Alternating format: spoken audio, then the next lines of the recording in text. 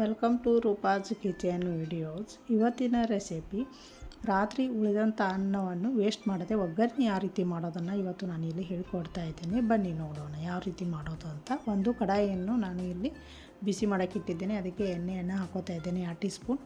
ಎಣ್ಣೆ ಕಾದ ನಂತರ ಇದಕ್ಕೆ ಶೇಂಗಾವನ್ನು ಹಾಕೋತಾ ಇದ್ದೇನೆ. ನೋಡಿ, ಶೇಂಗಾ ಬ್ರೌನ್ ಕಲರ್ ಬರುವವರೆಗೂ ಲೋ ಫ್ಲೇಮ್ ಇಟ್ಕೊಂಡು ಫ್ರೈ ಮಾಡಿ. ಈಗ ಬ್ರೌನ್ ಕಲರ್ ಆಗಿದೆ. ನಾವು ಈಗ ಒಂದು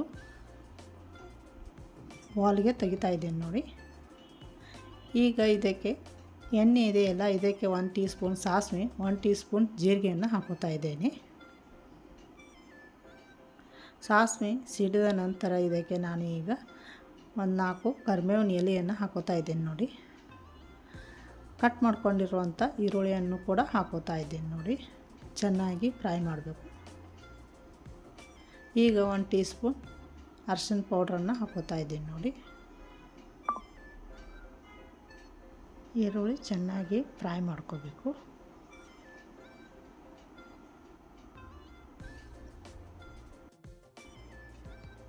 ಒನ್ ಟೀ ಸ್ಪೂನ್ ಉಪ್ಪನ್ನು ಹಾಕೋತಾ ಇದ್ದೀನಿ ನೋಡಿ.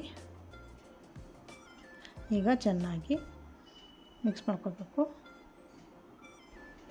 ಈರುಳ್ಳಿ ಚೆನ್ನಾಗಿ ಫ್ರೈ ಆಗಿರಬೇಕು. ಇಲ್ಲಿ ನಾನು ಕೆಂಪು ಖಾರದ ಪೌಡ್ರನ್ನು ಹಾಕೋತಾ ಇದ್ದೀನಿ ನೋಡಿ. ನೀವು ಮೆಣಸಿನಕಾಯಿ ಕಟ್ ಮಾಡಿ ಕೂಡ ಹಾಕೋಬೋದು. ನಾನು ಇಲ್ಲಿ ಒಣ ಖಾರದ ಪೌಡ್ರ್ ಹಾಕೋತಾ ಇದ್ದೀನಿ. ಟೇಸ್ಟಿ ಆಗುತ್ತದೆ ಒಣ ಖಾರದ ಪೌಡ್ರ್ ಮಾಡೋದ್ರಿಂದ. ಈಗ ಫ್ರೈ ಮಾಡ್ಕೊಂಡಿರುವಂಥ ಶೇಂಗಾವನ್ನು ಹಾಕೋತಾ ಇದ್ದೀನಿ. ಅನ್ನನೂ ಕೂಡ ಹಾಕೋತಾ ಇದ್ದೀನಿ ನೋಡಿ. ಚೆನ್ನಾಗಿ ಮಿಕ್ಸ್ ಮಾಡ್ಕೋಬೇಕು. ಅನ್ನ ವೇಸ್ಟ್ ಮಾಡೋಕ್ಕಿಂತ ಈ ರೀತಿ ಒಗ್ಗರಣೆ ಮಾಡ್ಕೊಂಡು ತಿನ್ನೋದ್ರಿಂದ ಟೇಸ್ಟಿ ಆಗುತ್ತದೆ. ಕೊನೆಗೆ ನಾನು ಇಲ್ಲಿ ಅರ್ಧ ಲಿಂಬೆ ಹಣ್ಣಿನ ರಸವನ್ನು ಹಾಕೋತಾ ಇದ್ದೀನಿ ನೋಡಿ.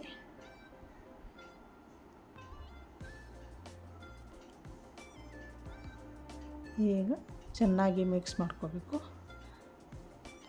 ಕೊನೆಗೆ ನಾನು ಇಲ್ಲಿ ಕೊತ್ತಂಬರಿಯನ್ನು ಕಟ್ ಮಾಡ್ಕೊಂಡಿದ್ದನ್ನು ಹಾಕೋತಾ ಇದ್ದೀನಿ ನೋಡಿ.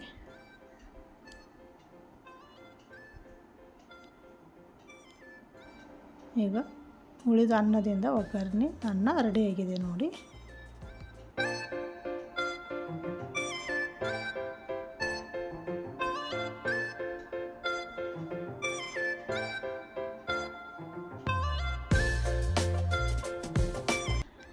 ಈ ರೆಸಿಪಿ ನಿಮಗೆ ಲೈಕ್ ಆದರೆ ಶೇರ್ ಮಾಡಿ, ಕಮೆಂಟ್ ಹೇಳಿ, ಸಬ್ಸ್ಕ್ರೈಬ್ ಆಗಿ. Thank you.